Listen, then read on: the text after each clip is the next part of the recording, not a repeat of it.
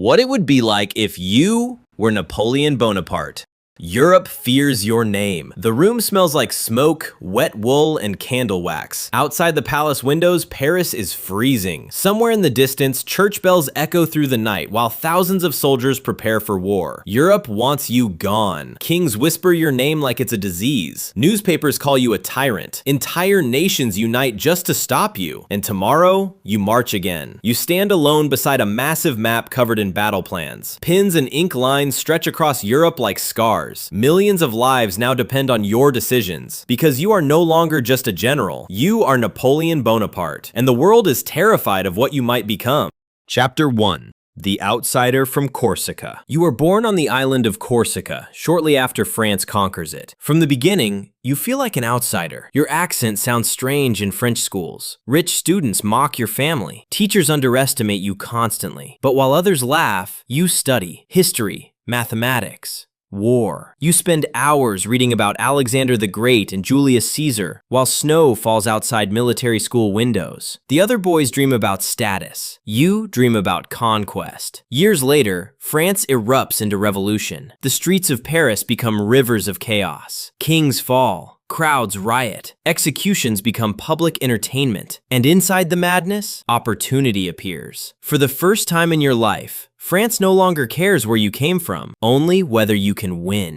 Chapter 2. The General Who Never Loses. The battlefield is covered in smoke so thick you can barely see the horizon. Cannons shake the earth beneath your boots. Soldiers scream through the fog while horses collapse into the mud beside shattered artillery. Most generals panic during chaos. You become calm. You move troops faster than anyone expects. You attack where enemies feel safest. You turn confusion into victory again and again. Soon, rumors spread across Europe. Napoleon cannot be stopped. At only 26 years old, you command entire armies. In Italy, starving French soldiers suddenly begin defeating powerful kingdoms. Men who once doubted you now cheer your name through crowded streets. Every victory makes you more dangerous. And deep down, you begin believing destiny itself is on your side. Chapter 3. Egypt and the Dream of Empire. The Egyptian sun feels unbearable. Sand blows endlessly across the desert, while pyramids rise against the horizon like mountains built by gods. You arrive in Egypt seeking glory beyond Europe. French soldiers march past ancient temples, while scholars follow behind documenting everything they see. For a moment,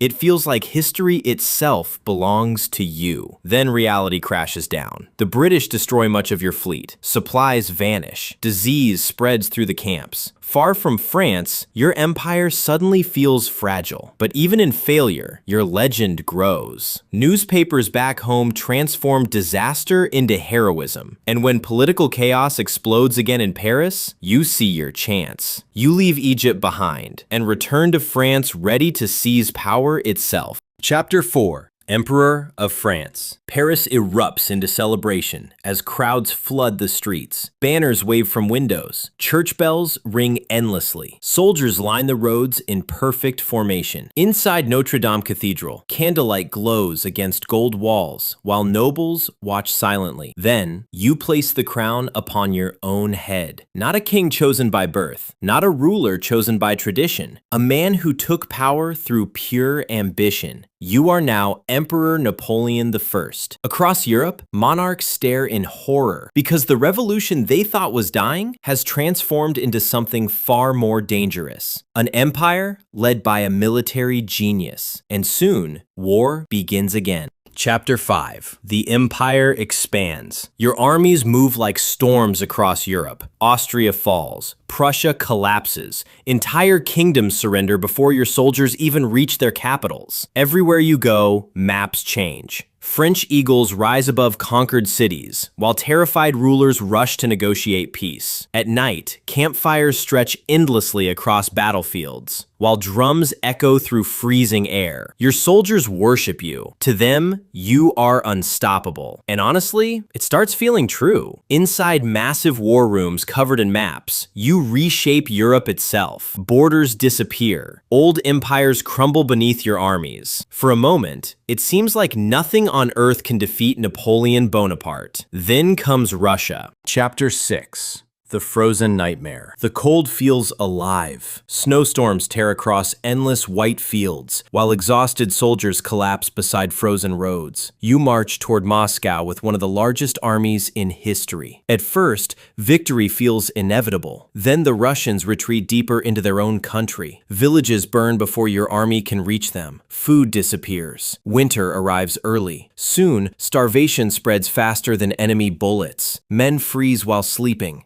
Horses die in the snow. Entire columns vanish into blizzards. And when you finally enter Moscow, the city is burning. Flames consume entire districts beneath black skies, while freezing winds howl through empty streets. For the first time in years, you realize something terrifying. You may actually lose. Chapter 7. The Fall of an Emperor. Europe rises against you all at once. The same nations that once feared France now unite with a single goal: destroy Napoleon forever. Battles become bloodier. Allies abandon you. Cities fall one by one. Eventually, enemy armies march into Paris itself. The empire you built through 20 years of war begins collapsing around you. You are forced to abdicate. One signature, and suddenly, the most powerful man in Europe loses everything. You are exiled to the tiny island of Elba, far from battlefields, far from Paris, far from glory. But peace does not suit you, so less than a year later, you return. Chapter 8. The 100 Days. The moment your boots touch French soil, everything changes. You expected resistance. You expected soldiers. You expected prison. Instead, people come to see you. Farmers leave their fields. Veterans travel for miles. Entire towns gather along the roads. They stare in disbelief. Napoleon Bonaparte has returned. The government panics. Troops are sent to stop you. Thousands of soldiers block the road ahead. For a moment, nobody moves. You step forward alone. No army, no weapon, no protection, only confidence. You open your coat and face the rifles pointed at your chest. If any man wishes to kill his emperor, you say, here I am. The silence feels endless. Then, a soldier lowers his weapon. Another follows. Then another. Suddenly, the entire line erupts into cheers. The men sent to arrest you now march beside you. Day after day, your army grows. Cities open their gates. Crowds flood the streets. And as you ride toward Paris once more, Europe realizes its greatest nightmare has returned. For 100 days, the emperor rules again. Final chapter, Waterloo. Once again, Europe panics. Once again, war begins. For one final moment, Napoleon lives again. Then comes Waterloo. Rain pours across muddy fields while cannon fire shakes the ground beneath thousands of soldiers. Smoke covers the battlefield. Horses crash into collapsing infantry lines. Entire formations disappear into chaos. Hour by hour, the battle slips away. Then enemy reinforcements appear on the horizon, and deep down, you know it's over. Once you lose the battle at Waterloo, you end up getting exiled once again. This time, the island is thousands of miles away from France and heavily guarded by British troops. You realize something horrifying. You will die on this island, and you can't escape. Days later, silence fills your chambers. No cheering crowds, no marching armies, no empire. Only the sound of distant waves beside the island where you will spend the rest of your life.